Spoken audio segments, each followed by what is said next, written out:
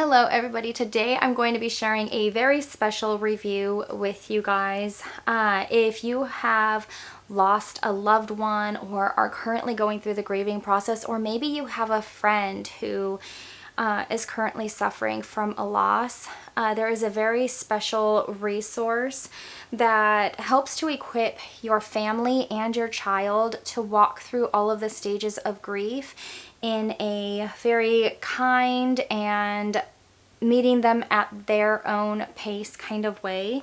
It is called My Daddy Was Too Young to Die. I'm going to go ahead and flip around the camera, give you guys a look inside, see if this is something that you think would help your child or you or just your family in general while suffering a loss. Alright you guys, so at the time of filming, this is $15 on Teachers Pay Teachers, and I will have it linked down below in case you want to check it out in the description bar. So while this is called My Daddy Was Too Young to Die, it can be used to help process any loss that your family is currently grieving and is geared towards the ages of 4 to 14. So as you open it up, you're going to get a few information pages as well as a letter to the reader. Now, before I keep going, I just want to give you a little background on the author. She is a licensed professional counselor with over 10 years of experience. Her and her children went through the unimaginable loss of her husband, and their journey through grief is what led her to create this guide for families who are going through the same ordeal. It is stated that this is not meant to replace therapy, but is more so meant to be a companion to it. So let's go ahead and jump in. So you're going to get a table of contents that lists what you'll work on each chapter, with the first one being parent information. This chapter is all about informing you how to help your child navigate the grieving process, what you can expect, and it gives you a really nice breakdown on grief experiences by age as well as what they may need from you, which I really like because if you've never experienced a loss before, or even if you have, it's nice to have a guide to just help walk you through and that you can refer to during times of high emotions. Chapter 2 covers information on emotions, and this is where you'll discuss and name different types of emotions. Your child will point to pictures of the emotion that they're currently feeling, and then you'll also do some activities talking about the pictures of children with different emotions and how you can tell what they might be feeling. You'll also talk about what makes them feel happy, mad, sad, worried, what their bodies might feel like when they have these types of different emotions, as well as some other activities. In Chapter 3, you'll dive into journaling exercises, so you'll learn about the benefits of journaling, and you'll even jump into some journal prompts. These will be questions like how they felt when their loved one died, questions that they might have, what they need more or less of, what their favorite memory with their loved one is, what they'll miss doing with that person, and so many more. Chapter 4 covers spirituality, and so they will be prompted to write down questions that they have as far as things like, what happens when you die and whatever your personal religious beliefs might be.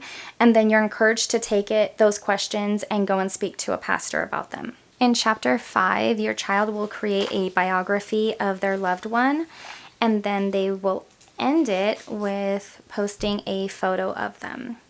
In Chapter 6, you'll focus a lot on different grief exploration exercises, and we'll do things like reading quotes on grief and seeing which ones resonate with you, writing all of your thoughts down, assessing what has helped or not helped you to cope with the grief, drawing your life before and after your loved one passed away, listing people that you can turn to for support, what you can and cannot control, learning how our bodies respond to grief, and how you can honor your loved one on their birthday, and just different activities that you can do to help to remember them more. Chapter 7 addresses coping skills and talks not only about all of the positive things that you can do to cope with your loss, but also goes into how you may have some negative thoughts or worries, and encourages you to write them all down, which I think is a really important part of confronting your grief. It also goes over how to check in with your feelings and take care of yourself, establishing a support system. It gives you ideas for coping skills, as well as coping skills that might be unhealthy that you would want to avoid. Chapter 8 discusses relaxation techniques like deep breathing, grounding, getting out into nature, and gives ideas to calm yourself. Chapter 9 covers wellness and what that could look like for you in different areas of your life, with a self-care checklist to refer to. Chapter 10 has lots of activity ideas for overall mental health, like creating poster boards of their loved ones or even their own goals, benefits of music, and making a list of songs, art, and what the benefits of having a pet are. Chapter 11 dives into journaling for older children and is recommended to do under the care of a therapist, as well as for you to preview them or the questions prior to giving them to your child. Some of these questions will be: what unresolved conflict or regret do you have with your loved one? Are there any resentments or difficult memories? Is there anything that you feel guilty about? And it has some blank pages where you can fill in more questions or just continue your writing from the previous ones.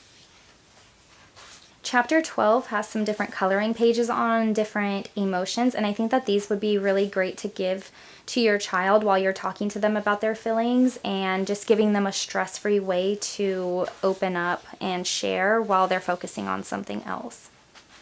Chapter 13 has some additional mental health activities like healthy and unhealthy behaviors, positive affirmations, the do's and don'ts of grief, as well as a hygiene checklist. Now, chapter 14 is the last chapter in this book, and it has some poems on grief that you can read together. And then as you get to the end, you have an appendix that has some additional resources that you can add in, from anywhere from books to activity books, websites, and other resources. And that is it. I'm going to go ahead and flip around the camera now. Alright, you guys, so that is the end of the flip through. If you are finding this video because you have recently experienced a loss and you're looking for resources to add in to help your family with the mourning and grieving process, I'm truly sorry for all that you have experienced and gone through. I think that this would have been a wonderful resource to use with my kids when we were grieving the loss of our baby a few years ago when I suffered a miscarriage. My heart goes out to you because I know that grieving, especially grieving while homeschooling, is not easy. Grieving by any means is not easy.